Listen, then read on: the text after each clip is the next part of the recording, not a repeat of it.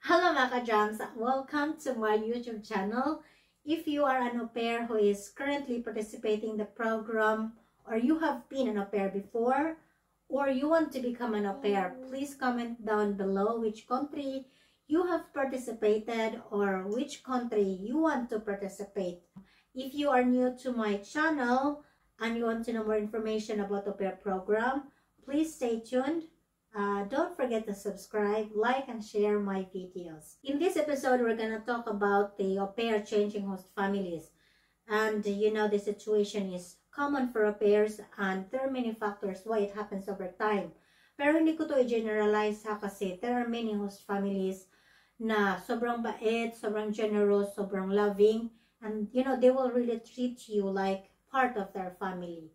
Yeah, let's dive into our topic. Why do au pairs change host families? So the first one here is ang working hours.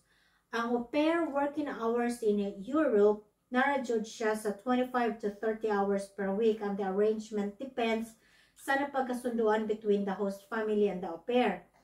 Like for example, sa Monday you'll start early from 7 to 12, and the rest of the day is your free time. Or sa Thursday, you'll start late from 2 to 8 p.m. The problem is, some au pairs are having difficulties in following their working schedules kasi nga, may mga host families nga hindi sumusunod sa kung ano yung nasa kontrata or kung ano yung napagkasunduan. I've known some au pairs na biglang tatawagan ng host family kasi nga magpapa-babysit, lalo na sa weekend. And you know, the au pair is enjoying her time with her friends, tapos pauwi ng maaga ng host family.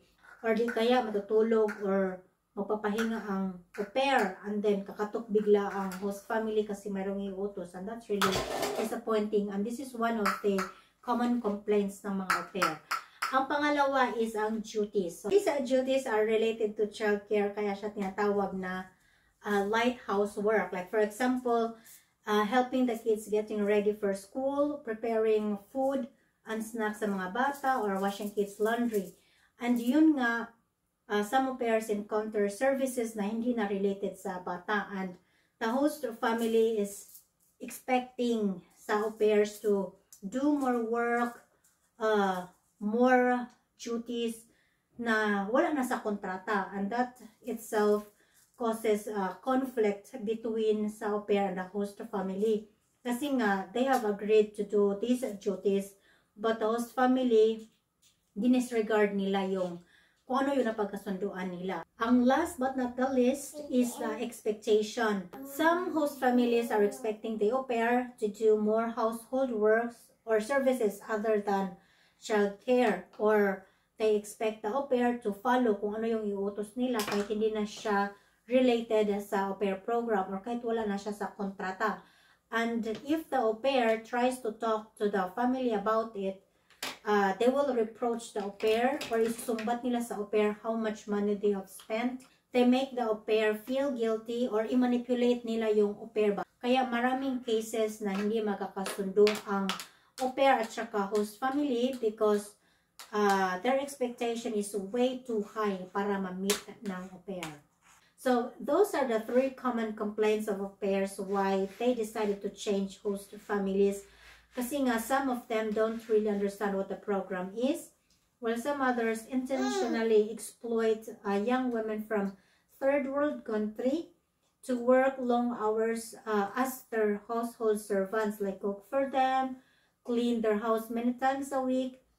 And as I have mentioned, those cleaning does not just include inside the house but also outside. And if the au pair will talk to the host family, they will be threatened to send them back to wherever the au pair came from. Syempre, if you are new to the program, if you are new to the country, matatakot ka talaga. So basically, some host families get an au pair in disguise of the au pair program para may magtrabaho sa kanila, para mayroong maglinis sa bahay nila. And you know, many cases ended up in court, and some host families ended up in jail, even have to pay an amount of penalty due to the misuse of the program. That's all for today. Stay tuned in this channel para updated ka about the au pair program, and Thank you for watching.